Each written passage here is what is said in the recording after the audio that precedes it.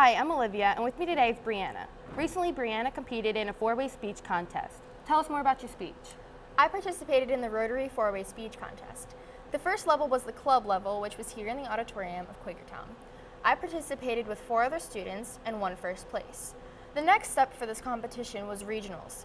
I participated with 2 other students at the QNB headquarters in downtown Quakertown. I won second place. After winning, what do you plan on doing with the money that you received? I donated some of it to the Rotary Club, which provides water to those in need and other necessities that they might need.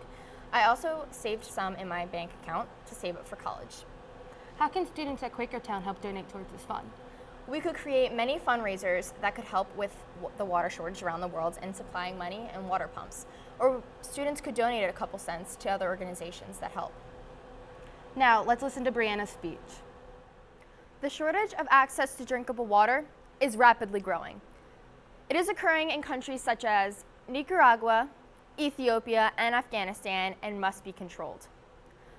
People may not believe it, but the average American uses about 176 gallons of water per day.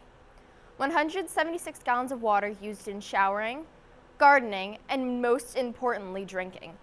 This precious resource is being wasted by Americans, whereas in third world countries, 315,000 children under 5 years old die each year from diseases found in water and also from poor sanitation.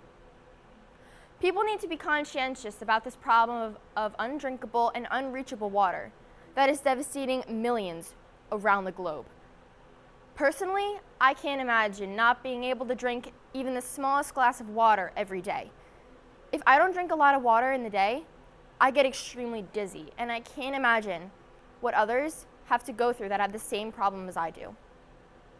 Addressing one of the four-way test questions, is it fair to all concerned? Of course.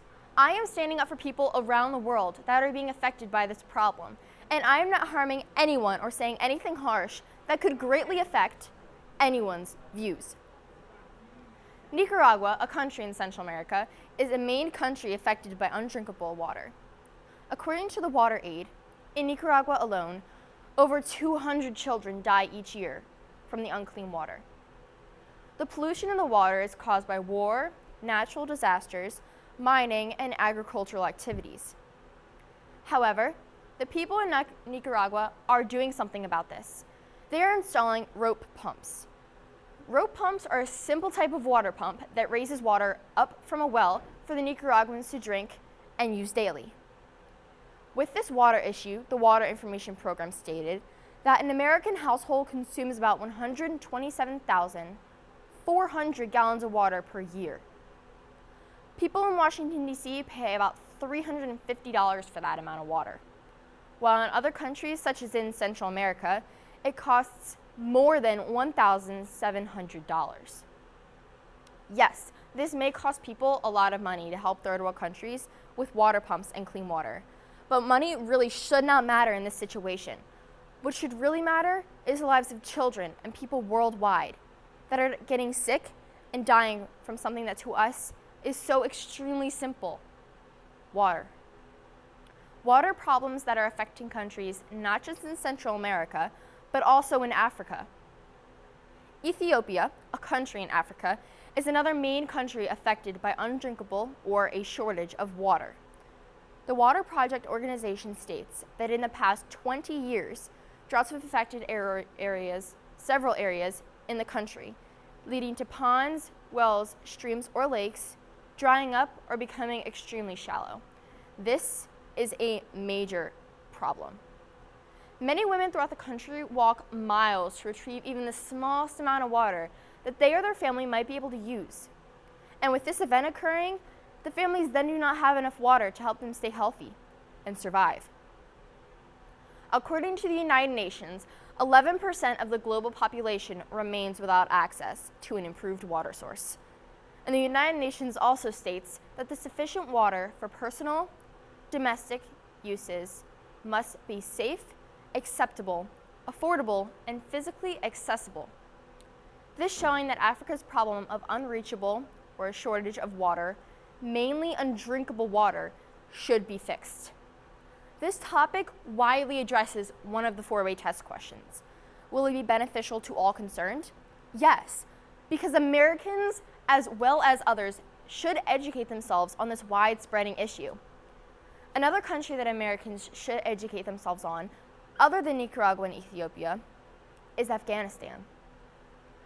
Afghanistan once used to be a beautiful and flourishing country, but it has been overtaken by war, climate change, and geological constraints. As shown by the Hydrate Life Foundation, only 27% of its population has access to an improved water source, and it goes down to 20% in rural areas, the lowest percentage in the world. In Afghanistan, rural areas are the most popular, and if only 20% has access to drinkable water, then the other 80% does not have access. Just imagine not having the ability to drink water when you're thirsty or dehydrated. However, most of this water is groundwater that is depleting, while the search is growing. According to the Iron News, almost 70% of the country's estimated 26.6 million people are dependent on agriculture. This means that since the groundwater is depleting, the millions of people will not be able to farm and make a living off the land like they're used to. And with this major problem at hand, we need to provide a solution. Is it the truth? Of course, all of this information is the truth. I'm supporting it with facts and statistics about the 3 major countries that struggle through a great water shortage. Will this speech build goodwill and better friendships? Yes, it would build many friendships if we all help out to end this crisis. If we create fundraisers that sponsor water cleaning, then we will meet new people that have the same opinions as us. That we all need to pitch in and support these people struggling from another and great water shortage.